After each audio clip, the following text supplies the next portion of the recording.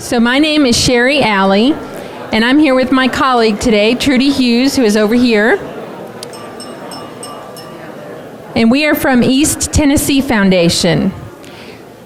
We are your local community foundation, and although we happen to be headquartered in downtown Knoxville, we are very conscious of the fact that the majority of the 25-county region we work in is rural.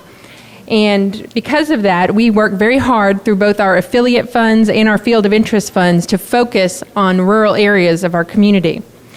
We are thrilled today to be a sponsor of today's program. From the grants made through our Affordable Housing Trust Fund to our leadership in community efforts such as the restoration of the historic Bonnie Kate Theater in Elizabethton, Tennessee, to our role as the central fundraising entity for the Kingsport Centennial Park project, we at East Tennessee Foundation are very proud to support community development through our 25-county region. So it is with great pride that I stand before you today to introduce Mr. Robert Gibbs, president of Gibbs Planning Group. Prior to founding Gibbs Planning Group in 1988, he gained valuable expertise in retail planning by advising shopping center developers on the psychology of commerce, the practical science of analyzing and adjusting all elements known to affect a shopper's mood in the marketplace. He has spent the last 25 years developing innovative yet practical methods for applying modern trends in commercial development to more than 400 town centers and historic cities here and abroad. In 2012, Gibbs was honored by the Clinton Presidential Library for his life's contributions to urban planning and development, and by the City of Auckland, New Zealand for his planning innovations. He's been profiled in the New York Times, the Wall Street Journal, and Urban Land, and praised by the Atlantic Monthly for having a commercial sensibility unlike anything possessed by the urban planners who usually design downtown renewal efforts. He is indeed a recognized leader in new urbanism, having pioneered the implementation of its environmentally sustainable principles of traditional town planning and smart growth. Please join with me in welcoming Robert Gibbs.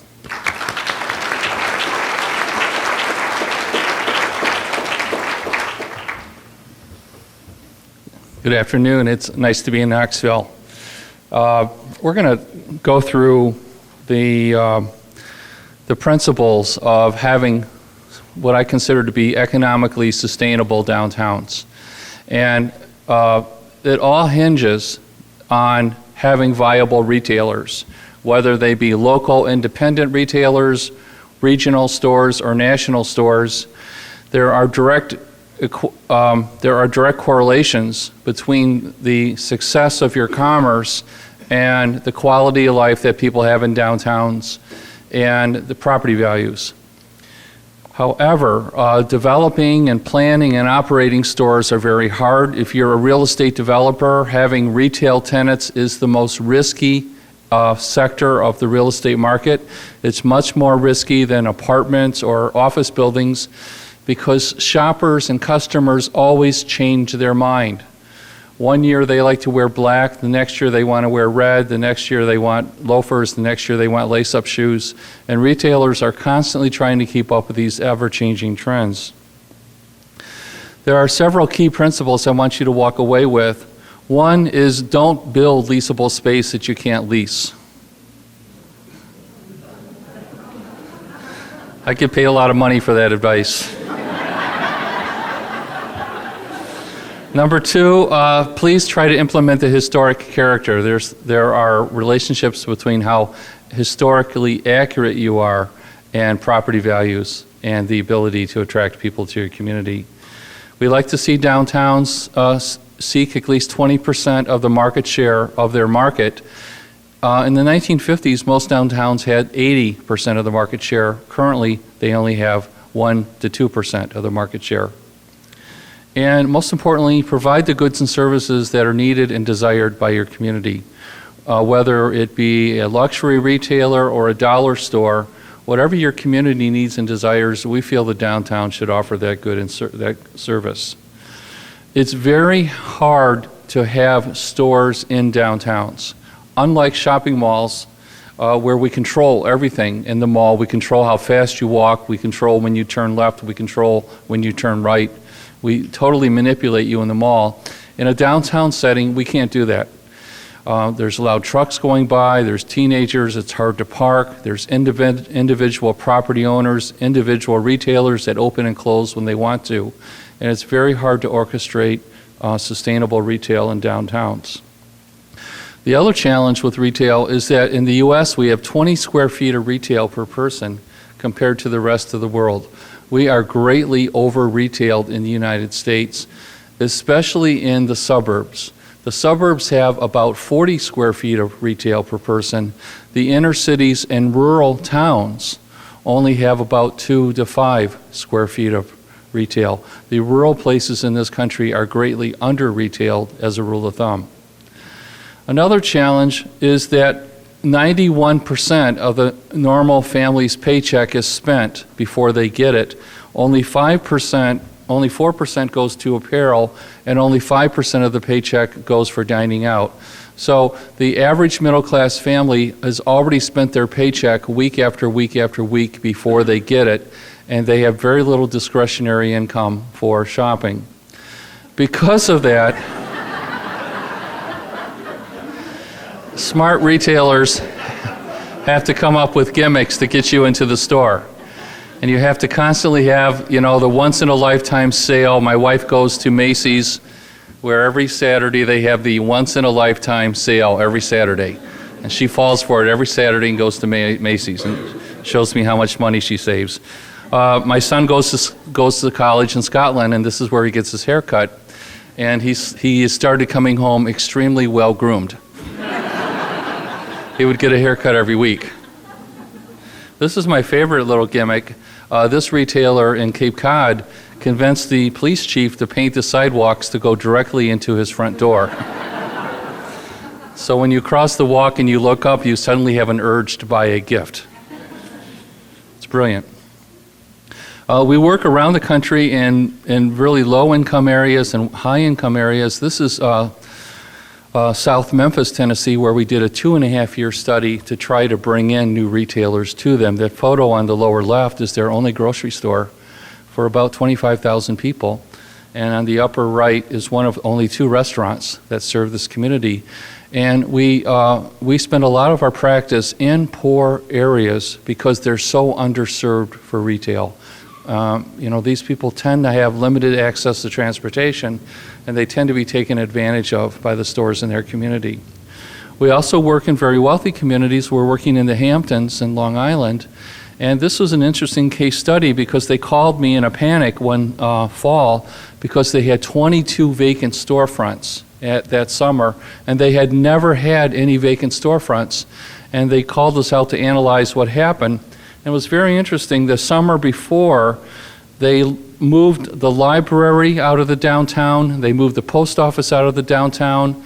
They had a form-based code, and the grocery store wasn't allowed to expand, so the grocery store had to move out of the downtown, and they lost a small department store. They lost all of their anchors in 1 year, and form follows anchor.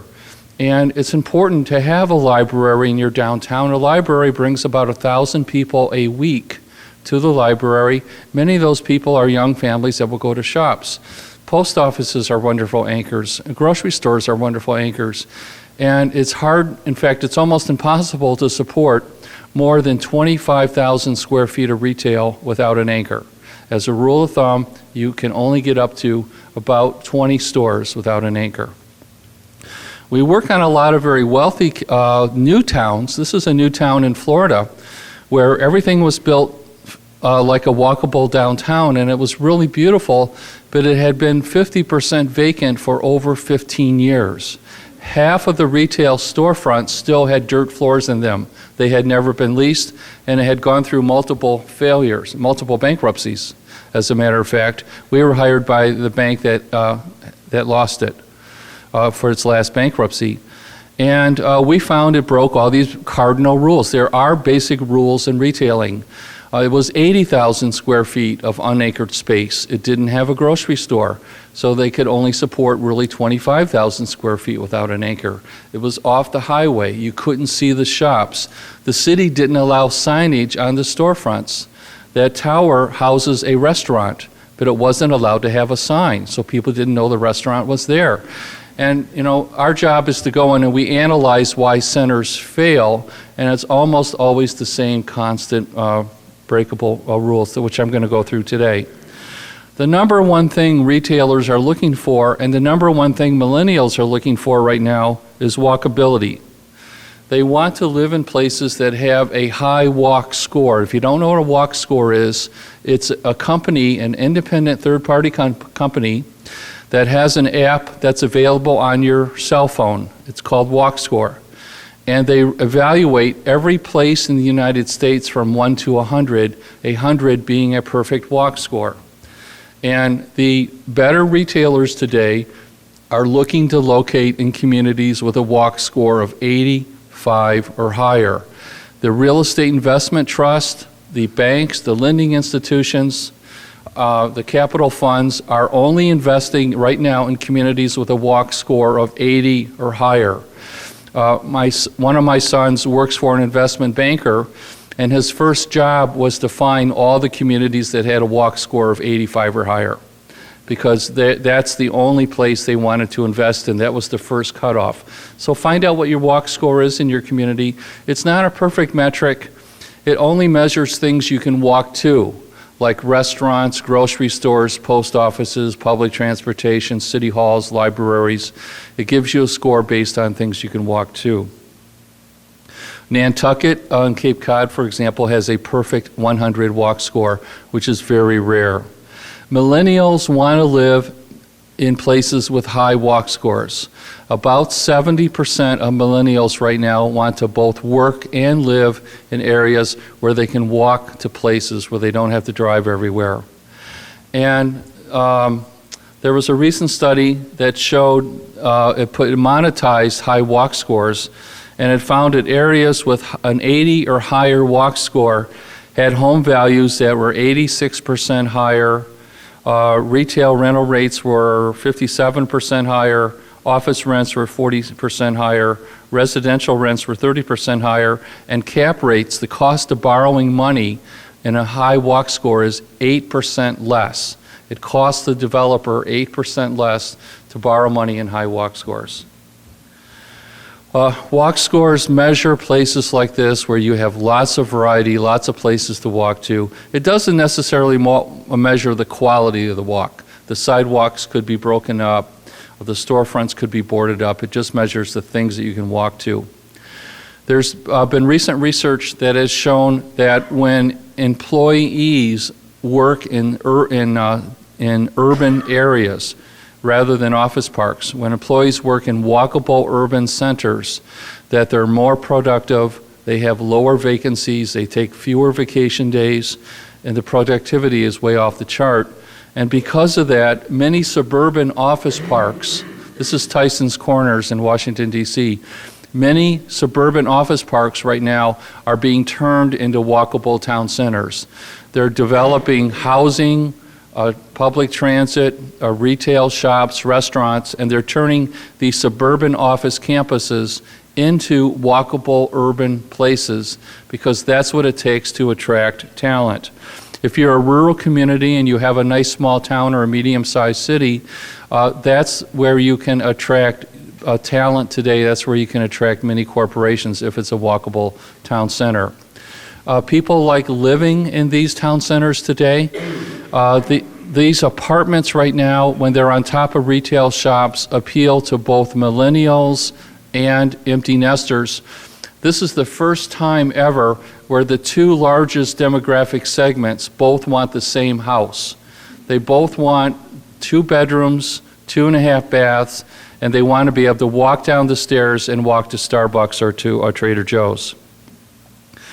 By 2025, in just 9 years, 75% of all households will have no children in the United States. And most of these households will not want to live in subdivisions in 3 to 5 bedroom colonials. They like to live, and they're going to want to live in small lot, walkable places like this. Many of your small towns have neighborhoods like this. This is the exact product that about 65% of home buyers by 2030 are going to want to live in. These are especially appealing to single parents, to empty nesters and millennials. By 2030, there's going to be a demand for 15 million more attached residential units. There will be a demand for 40 million more small lot homes, like you have in your small towns. And there will be a surplus of 23 million too many large lot 3 and 4 and 5 bedroom colonials. It's anticipated that by 2030 that these large suburban homes are going to deflate in value by 20 to 30% across the country. More than only about 20% of millennials dream of living in a 4 or 5 bedroom colonial in the suburbs. 80% want to live in walkable downtowns, either small towns or major cities. These sorts of places where you can look out over your balcony and survey a main street, walk to restaurants, walk to shops, are very popular with about 60 to 70% of the home buyer market. There's something called the Starbucks effect. If your house is within a quarter mile of a Starbucks, on average it's worth 12% more. So much so that the real estate investment trusts are out right now finding where Starbucks is going to open their next store, and they're buying as many houses in the neighborhood as they can. It's a great investment. If you develop mixed-use retail and residential, however, it's very risky because if the first level retail looks like this, if it's a wig shop or a pawn shop or an underperforming retailer, then nobody wants to live on top of it. And unlike suburbia, where you have separate land uses, and the shopping center can go dark, it can go bankrupt, and it won't hurt the adjacent subdivision very much, in a mixed-use community, you have to make sure that the retail is full of lively and successful retail shops like this. If you have ugly storefronts, it will drastically deflate the value of the surrounding residential and office uses. There's something called the X factor, and the X factor is when people have a love or an emotional attachment to the built environment. And it takes more than just building sticks and bricks and mortar. You actually have to build places that people love. That's very hard to do from scratch. People love historic towns. They love real places with history and gossip and stories and rumors. They like to go and live in places like that. This is a new town that we worked on in Ohio, and even though it's an exact copy of an Ohio small town, it doesn't have the X factor yet. It takes about a generation or two for a built environment to get the X factor. The X factor includes places like little retail stores that we all love. This is John Cross in a small Michigan town. The X factor includes little quirky things, like in Nantucket they have this light and flower pot right in the middle of the busiest intersection. It breaks all the traffic planning rules, but people love it. It's a little rusty, it's a little shabby, but it contributes to the X factor. Most new developments do not have the X factor. They're really just real estate investments. They're a line item on some REIT's spreadsheet, and they don't have the X factor that you have in your small towns. Neon is a great way of having the X factor, and unfortunately neon is illegal in most cities. I think on Beale Street, though, in Memphis, neon is required. I honestly think it is. We're getting the X factor in quirky ways. These are shipping containers that we're having clients of ours buy, and we're turning them into little pop-up shops. These are little pop-up shops that we designed in northern Michigan in a little town of 300 people, a little resort community, and it had no retail, no restaurants. We put in these little shops, and people started driving an hour there to go there because they could go to these specialty retailers. When you build pop-up, it's nice to look like your local area. In northern Michigan, these are buildings in northern Michigan. Northern Michigan has this sort of, I guess I'd say a northern Michigan character. The buildings are white clapboard. They have red and green roofs on them. And so we took a lot of care so that our new buildings would look like they'd always been in your region. And I would encourage you, when you're renovating stores, when you're building new, to find an architect or a designer that can really understand your local vernacular, your local historical character, and recreate it in an authentic way. Parking is very important, and there are different rules for parking depending on what you're parking for. For example, if you have a convenience store, the parking has to be convenient because people are going to go in and out of the store in a hurry.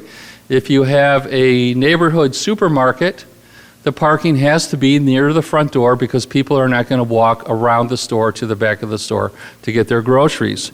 If you have a regional mall, though, like this, or a shopping center of over 200,000 square feet, or a downtown of over 250,000 square feet, people will park in remote lots and they'll walk to go to their destination. Now, as you probably know, shopping malls are declining very rapidly in the United States. About 2 or 3 close every year, and they're only building one new mall every 2 years. In the 90s, when I worked in the industry, we used to build 10 malls per year. And that's because back in the 90s, our shopper looked like this. She married a husband who went to work every day. She did not work. Her main social activity was playing tennis or playing golf or going to the mall. And when she would go to the mall, she would spend 3 hours per visit.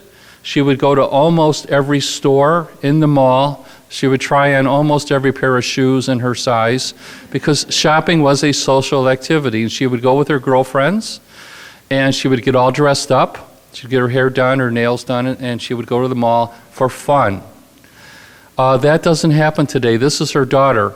Her daughter is probably a single parent, or she's in a 2-income family. And when her daughter shops right now, it is a chore. It's not for fun. Her daughter has to take the kids to soccer practice, or she may be having a job, or she may be a single parent. And when she shops, it's a chore just like having to clean the house or wash the dishes or go to work. And when the shopper today shops, she wants to get in and out of the store as quickly as possible. She's not there for fun. So right now, she's shopping on the internet. 9% of the sales are off the internet right now, or she's pre-shopping at her favorite store online and then going into the store and doing power buying. The blue line here represents how much time the shopper spends shopping, and the red line represents how much money they spend per visit. So her mother spent a lot of time shopping in the mall, but she did very little buying. The daughter today spends more money in 20 minutes than her mother spent in 2 hours. She's power shopping. Because of that, this lifestyle center was invented. And a lifestyle center was actually invented by a Memphis developer, Pogan McEwen. And the lifestyle center was a collection of shops grouped around a town square and a main street, and it was all designed for speed shopping. So that instead of having to go into a mall and drag your kids through a mall for 2 hours, you could park right in front of the store and go in and out of your favorite shop, and in 20 minutes do the same amount of shopping as you would do in 2 hours. That same principle applies for Main Street shops. Main Streets, if you have on-street parking, if you have the right tenants that the shopper's after today, you can offer the same advantages as these lifestyle centers, plus you have the fact that you're a real historic place. The new town centers that we work on always put in the street, and we always put in on-street parking. On-street parking is essential for this new shopper because she wants to park right in front of the store, or it's very important that she can see the store front from her car. When she parks, she doesn't like to park in the back of the store. She wants to know who is between her car and the storefront. The only way that we can make that work in our new towns is that we have to put in parking meters. In every new town that we work on right now, we're putting in the old-fashioned meters. The money we collect goes to charity, and it's the only way that we can keep the employees from parking in front of their stores. It's the only known way. We have found that men hate to shop. They like to brag that they don't shop. And so when we do focus groups, we just politely pretend that we take notes because we really don't care what men have to tell us. About 80% of all men's clothing are bought by women in the United States today. Men actually do shop a little. When they go to the store, they tend to stand in front of the door and guard the door to warn other men not to go into the store. We see that all the time. If men actually are told they have to go buy something like a new shirt or something, they like it in the store when everything is coordinated so that they don't have to pick out ties and shirts that go together. They especially like it when you put on a hanger the shirt and the tie and the sweater and the jacket and the pants, and we put the size really large so that they can just pick up the entire thing and get out of there before another man sees them. That's their main concern. They want to get in and out in a hurry. Parking is the most misunderstood but the most important component to having a sustainable downtown. We estimate that every metered parking space generates $150,000 to $200,000 per year in retail sales. Every space is $150,000 to $200,000 per year per space, which is enough to support a small retailer. So if you have an urban planner that comes to your downtown and says, I'm really brilliant, I'm going to remove 20 parking spaces and I'm going to make the sidewalks wider, really think about it, because those 20 spaces are $150,000 each in lost revenues to your downtown. Now, parking meters aren't appropriate for everywhere. If you have a very, very small hamlet or a very small village, you should not have parking meters. But as a rule of thumb, if your town is 7,000 people or higher, they work. The problem with parking meters is if you don't have them and you install them, your city council will probably be thrown out of office. The only people that really like parking meters are the shoppers, because they like the idea that for 20 cents or for 50 cents, they can park right in front of their store and get in and get out in a hurry. These small retailers cannot afford to advertise, and if you want small independent retailers, you have to recognize that they totally depend on people driving by their storefront, seeing an interesting window display, pulling in, and making an impulse visit. If they have to go around the block 3 or 4 times to park, they're not going to do it. They may go around the block once, they're not going to go around the block twice, and they will just go on their way, and that retailer will miss that sale. Now, there is a bad habit that we find that most store owners, especially hair salons and realtors, will park in front of their store all day long. This is a store owner in Cape Cod, and that's the manager's car. And I vacationed there for 2 weeks last summer, and every day for 2 weeks this manager parked in front of her store. And she told me that she did it because she thought it would be good advertising for people to see her store on the sidewalk. She didn't realize that those spaces tend to turn over 10 to 15 times per day.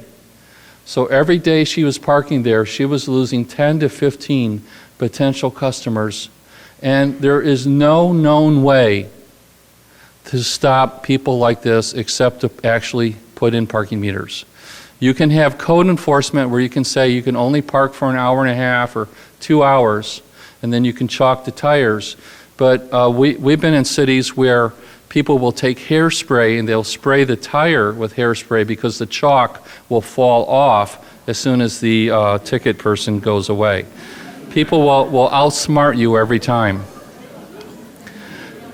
Parking meters only work if you have free parking. You have to have free parking. You have to have free city lots, free public lots in the middle of the block or behind the stores, so that for that person that doesn't want to pay the 50 cents, you have to offer them free, convenient parking, so they're rewarded. Or maybe on a less busy block. If you have a seasonal community where, like in northern Michigan, we have a town called Charlevoix, where nobody goes there in the winter. And so they take the meters out in the winter. They only have them in for the 8-week season, because they want the vacationers to be able to have that turnover of 20 times per day. By the way, the meters on the right here, they're called parking kiosks, require an IQ slightly higher than the average shopper. Okay? They frustrate shoppers. They require that you read and follow directions, and you have to do it for 4 steps. And you lose that time advantage. People really prefer the old-fashioned meters. Those new smart meters accept credit cards and phones. So there's new clever meters, but stay away from the kiosk. We prefer not to have diagonal parking on your main street because of the aesthetic. When you have diagonal parking, it turns the street into the look of a parking lot, and you lose the authenticity. And it's hard for people to cross the street mid-block because they have to zigzag out of the cars. If you have parallel parking, it allows for people to make quick jaunts across the street, and it creates a more beautiful urban environment than the diagonal parking.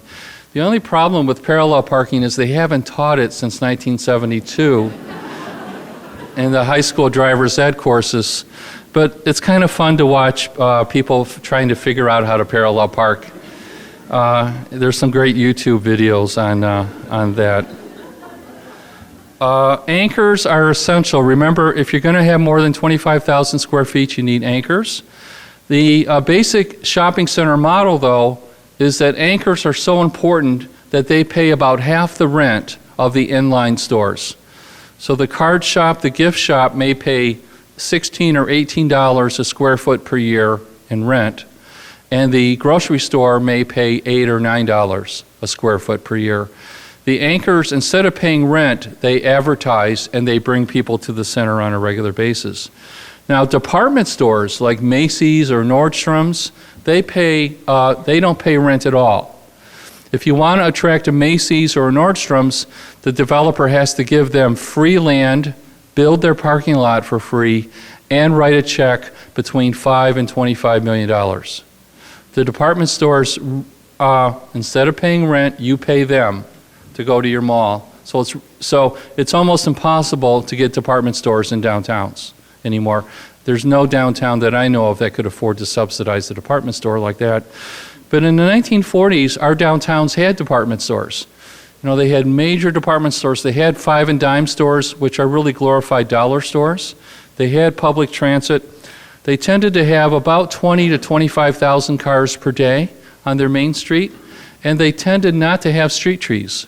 I have yet to find a postcard of a downtown with street trees prior to 1960. Downtowns used to have 80% of the market share. Today, they only have 2% of the market share. The internet has 9%, lifestyle centers have 7%. Downtowns had major department stores. This is the Wanamaker's in Philadelphia, and this is a 2 million square foot department store, which is the size of 11 Walmart stores, 1 per floor. And it didn't used to scare downtowns to say, we're going to put a big box in your downtown. Because the big boxes behaved themselves. They were surrounded by glass on the first level. They built them up to the street. The parking lot was underground or hidden.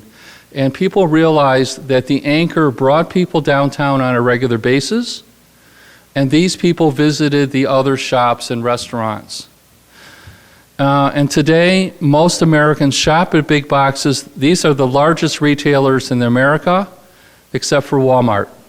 Walmart is the largest retailer in the world in every category. It's the largest shoe store, grocery store, diamond store. Most Americans buy their diamonds at Walmart. It's the largest paint store, the largest shotgun store. It's the largest in every category in the country. And last year, 47% of Americans shopped at Walmart every week. Half of us go there every week. 80% of Americans went there every quarter. The 20% that didn't are urban planners, we think. They refuse to go on principle. Or Main Street members. But we say it's okay to have large format retailers in your downtown. I could prove to you, and I wrote a book about this called Urban Retail, where we actually can demonstrate that these anchors bring people downtown on a regular basis. This is a little anchor in Boston, and this Crate and Barrel provides customers for those home good stores next to them. Without Crate and Barrel's advertising, those stores wouldn't have the traffic that they need to work. European and Chinese and Italian retailers right now, department stores, are coming into American cities. America is seen as the stable place to open new stores. So H&M, Uniqlo, Zara, lots of major retailers are rushing to American cities, and they like to go to old department stores. They tend to be between 10 and 30,000 square feet in size, and these stores are loved by millennials. That dress in the upper left-hand photo is a $12.99 dress. Millennials are cheap. Half of millennials use coupons on all of their purchases, and they like to save money. Public markets make good anchors. This is Pike Street Market. Public markets are open 6 or 7 days a week, and they are enclosed and air conditioned, and they sell food like produce and cheese and baked goods and fish and poultry, and they can become a major anchor to your downtown. They have prepared foods and restaurants. And we advocate very strongly that you try to get a public market. And the USDA, the U.S. Department of Agriculture, has grants to help rural communities attract public markets. And it's different than a farmer's market. A farmer's market's open 1 or 2 days a week. A public market is open all the time. And a public market, we have seen studies that say that residential values go up 9 to 10% if you can walk to a public market. The big box retailer right now is surrounding themselves with small shops. This is a way of fitting a large format retailer into a walkable main street. Even Home Depot has an urban format right now. Target has an urban store. It's about half the size of the conventional Target, and most new Targets today right now are being built in city centers. They build new stores or they go to old department stores. This is a new Walmart that just opened in Washington, D.C. It's a 4-story Walmart. Walmart is experimenting with urban centers because that's the untapped market. That's where there's only 3 square feet of retail per person. So Walmart has stores that range from 1,500 square feet to 75,000 square feet are being designed to go into cities. If you own a shopping center or if you're a Main Street manager, it's important to have nice storefronts. Storefronts that should be lit at night. They should be the lights should be on until 10 or 11 at night. They should be well cleaned. Nice, attractive storefronts contribute to the street life, and they bring people to the downtown, and they get people in stores. There's a rule called the 8-second rule. It takes 8 seconds to walk past the average storefront. You reach the door in 4 seconds, and you only have a second and a half for the brain to recognize the window display. You have a second and a half for the window display to tell the pedestrian that they should want to go into that store. If the store is overly confusing, if the window's dirty, if the storefront is too busy, then the shopper will likely go on their way. Most small retailers that we work with fall into one of 2 categories. They're either a struggling retailer that retired and opened a new business, and they're trying to make a living, but they don't know what they're doing. Or they're a hobby retailer that owns the store, or that just for fun decided to open a store because they thought it would be a nice thing to do. You should stay away and discourage hobby retailers from coming to your town, because a hobby retailer may be only open 1 or 2 days a week. They don't contribute to the vitality of your downtown. They really don't care very often, and they can really poison a vibrant shopping district. You want retailers that are depending on the sales of their store for their livelihood, that will work the store hard. Most retailers don't know what they're doing. We help retailers. We get hired by cities to help retailers. This is a guy that we were asked to help in Baltimore, Maryland. His name was Andy. And Andy was closing his store, and he was going out of business because the city had gotten rid of all of the on-street parking in front of his store. And his sales dropped immediately. And so he felt that if he could have one more open sign, then maybe he could combat that. But the city building department wouldn't give him a permit for any more open signs. He wanted a large flashing neon open sign. So the city hired us to help Andy. We went across the street and looked at his store, and his main problem was that he had a thriving business till 1 o'clock in the afternoon, and at 1 o'clock in the afternoon, nobody came into his store. Business just shut off. And he couldn't figure out what was wrong. So we went across the store and we found that Andy had these challenges with his storefront. He had dead flowers, duct tape holding up the door, an unpainted door, dirty glass, dirty windows. He had a dead mouse in his window. He had stacked chairs in the corner. And at 1 o'clock, Andy would pull the blinds down to stop the sun from overheating the Pepsi machine. And he never had correlated between him closing the blinds and people stopping to come into his store. Because that's why we get paid the big money. So we pointed these things out to Andy. We had a budget of $150. And we fixed all these things for $150. We washed the window. I helped him move the Pepsi machine into the shade. By the way, can you guess what Andy sold? He's a deli operator. He doesn't even have a deli sign. We put deli on his window. We put in fresh flowers in the container. We got rid of the stacked chairs.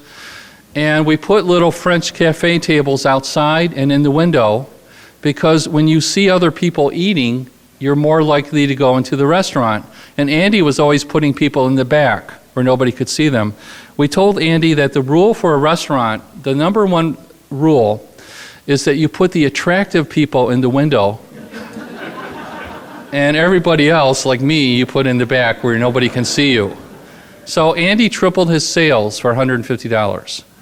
And if you're a national retailer, you get professional advice like this. And if you're a Main Street person, the Main Street program, which I fully support, the Main Street program has services to help Andy's, to help you get higher retail sales. The national stores, though, have books and professionals. And this is like a page out of a book. They have something called the front and center table. They know that 9 out of 10 of us turn right when you go into a store. The first 2 steps are what they call a decompression zone, where there's nothing on display. You need 2 steps to decompress from the bright light and the noise outside to get into the store. There's something about this color of red that causes a chemical reaction on the left side of your brain that tells you to buy that product. So you'll see a lot of bright red in stores. Retailers know that you turn right when you go into a store. So the whole store is designed for you to turn right, to walk counterclockwise. They want you to walk along the outer edge of the store, and then they put the most profitable merchandise in the middle. By the way, shoppers today expect to see at least 5 things on sale when they go into a store, and they want the sales sign to be a nicely mounted, laser printed sign, and they want it to be in-season good merchandise, not something you couldn't sell last winter. They expect this. If you paint the back wall in your store a bright color, more people will go to the back of the store. Window displays should be changed every month. Better national retailers change them every week. Some towns control what you can put in your window. In Palm Beach, Florida, the town doesn't allow posters of any kind. Palm Beach is a very wealthy community, but it's very beautiful too, in part because they just don't allow posters on the windows. The storefront should be 70% clear glass Your town should require clear glass. You will see double the sales of clear glass over tinted glass. And this is a test to see if you've been listening. Which mall has the highest sales per square foot in the United States, and which mall recently closed and went bankrupt? Mall B is designed to be really beautiful. It's designed to be a festival market. Every tile, every railing, every light fixture is designed to be really beautiful to make people want to spend a lot of time there. Mall A is designed to be a pure selling machine. The only color allowed in that mall is on the storefront and the merchandise. And Mall A is the highest grossing mall in the U.S. Mall B recently closed. It's very hard in Mall B to see merchandise to buy. You see beautiful flowers and plants and light fixtures, but you get distracted and it's hard to make the purchase. Mall A is the developer I used to work for, and we didn't even put clocks in our malls, because we found that at 4:30 people would look at the clock and go home. So if you have a clock in your downtown, you can buy a little computer chip to slow it down at 4:30 to give you an extra 45 minutes. I'm just kidding about that. I'm going to invent that and get rich someday. The average or small retailer has sales of $80 a square foot per year. The average U.S. mall has sales of $275 a square foot per year, and Taubman's Malls has sales of $975 a square foot per year. If you're a Main Street manager, you should have your retailers report the sales of the stores, not to you, not to anybody in your state, but to an independent CPA firm in another state. And then they should report back to you what the sales are per quarter for restaurants, soft goods, grocery stores in a very broad category. Most small street retailers have sales of 80 a square foot. That's not a sustainable number. You cannot earn a living wage if you're only doing 80 a square foot in your store. And our goal in our practice is to get the small independent retailers' sales up to $200 a square foot per year. That's what it takes to give that small retailer a living wage and to have a quality of life. By the way, these are the sales per square foot of the leading grocery stores in the U.S. Do you know what Apple store sales are? Apple's average store sales are $5,000 per square foot. Urban design is important. We like to see well-groomed squares and parks. In all our new town centers, we're putting parks, we're having nice landscaping. This tells the customer that whatever they buy is of high quality and they're getting good service. If your downtown looks like this, you're telling people that they're overpaying for everything they buy and they're buying out-of-date, junky merchandise and they're getting bad service. It doesn't have to be expensive. This is the most expensive street in the country, Worth Avenue in Palm Beach. Their sidewalk is concrete and their streetscape is grass. But it's very well maintained and very well designed. They had a landscape architect saw cut in these beautiful diamond joints. This is Rodale Drive in Beverly Hills. It's just concrete also. But both of these districts have on-street parking. They power wash the sidewalks every week. It's very clean. There's not a brick paver or granite paver in the downtowns, and they outperform the other places. Some places need brick pavers, like Nantucket. You would look odd if you just had concrete. And if you have a historic town, you may need brick pavers. But be careful on the brick you select. You should select a real clay brick paver rather than a precast concrete paver. The precast concrete will fade to gray, and you'll lose that authentic character. Signage is very important. We like to see letters that are pinned on to the front of the building with a small shadow line between the letter and the storefront. We like to see projecting signs, but the projecting signs ideally will be three-dimensional, like this little hat. We like to see no more than 1 square foot of sign per 1 lineal foot of storefront as a rule of thumb. We like to see A-frame signs. These really help retailers, but the A-frame signs should be handcrafted and artistic. You shouldn't allow plastic A-frame signs. We like storefronts with, this is called the sign band. The sign band stops the eye from roaming up on the upper part of the store and focuses the eye on the main level. Street trees, you should not use crepe myrtle street trees in your downtown or crab apples. These low bushy trees block the storefront and cost sales. You should be careful where you locate the trees. Many I'm a landscape architect, but many of us put trees in the wrong place, directly in front of the storefront. This tree should be to the right, blocking the utility room rather than the storefront. Look at these palm trees. This is in Palm Beach again. These trees block the storefront. I showed this slide to their Chamber of Commerce last year, and the city actually went out and moved the trees. They were so embarrassed. Awnings are important. We like to see awnings. Awnings provide shade from the weather, but also shoppers will like to walk underneath awnings. And it's a trick that we use to get you close to the storefront. We prefer awnings, though, that look like real cloth, not plastic. And the new trend is to build awnings with no sides on them. And we also don't like to see logos or lettering on the awnings, or if there is lettering, that it'd be very minimal, and no lighting under the awnings. There's lots of shapes for town squares. This is what we call the Lake Forest Square. It's a U. This is Seaside in Florida, in the Panhandle of Florida. It's shaped like the U shape. This is a diagram out of my book. This is a market square shape.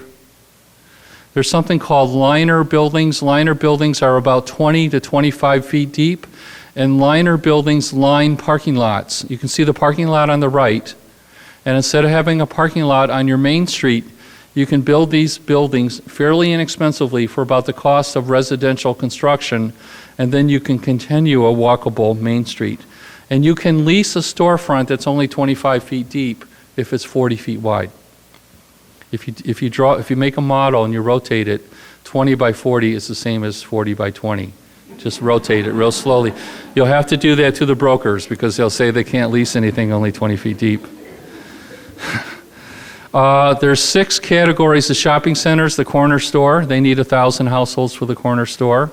Corner stores are being built by developers now because it increases home values. There's the convenience center. These are up to 25,000 square feet in size, and these also are becoming amenities. This is one in Franklin, Tennessee, and this is a new developer built this to sell houses. This is the neighborhood center. Neighborhood centers always have grocery stores, and this is the regional center, and then the lifestyle center, which we've spoken about. Offer the wants. Not necessarily what you like, offer the wants and needs of your community, even if it is a national chain. I say it's okay to have a national chain in your downtown as long as it looks like it's in a historic building. These are Banana Republic stores, for example, all in historic buildings. And I'm going to wrap this up with this. It's important that you do a market study, a real market study to see what's supportable. We do market studies. There's a few firms that do them in the country. But a real market study will tell you by category what the sales per square foot will be if those stores are opened in your downtown. It's very important if you're going to attract retailers to be able to forecast the sales per square foot, have real trade areas. And I'll end with a tourist. Tourists love to shop. The number one thing tourists do now with their time is shop. Even when they we do market research for Disney, even when they go to a place like Disney World or Disneyland, the number one thing they do with their time is shop. Tourists love going to places like this. They hate places like this. That's why they went on vacation, to get away from that. But tourists, believe it or not, like to shop at the same brands they shop at home. This is very peculiar. Tourists like to shop, they like to browse in independent stores. But when they actually buy something, they want to buy the same brand they buy at home, but they want to buy it in a unique store, in a unique setting. Then, whenever this woman wears this Talbot sweater, she will think she's on vacation. And so if you buy a watch on vacation, a pair of shoes on vacation, whenever you wear that, you'll think you're on vacation. And Charleston is one of the best cities in the country.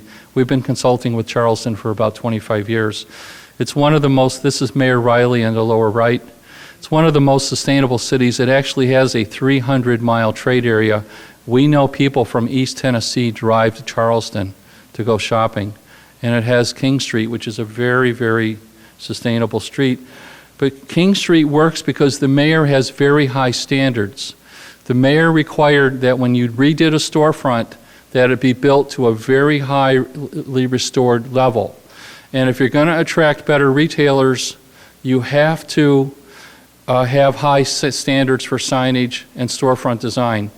If you think that you can attract retailers by having lax standards, you're wrong. Because these retailers will spend hundreds of thousands of dollars on their storefront, and they want to know that everybody else is going to be building to a high standard.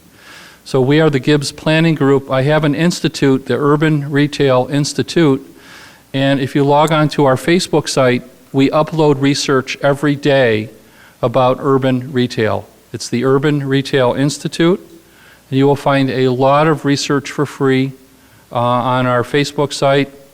I wrote a book called Urban Retail, which goes through this speech, and I teach a class at Harvard in June. It's an open enrollment, and if you're interested, for 3 days, I bring in experts, and we just go through these facts in great detail at Harvard.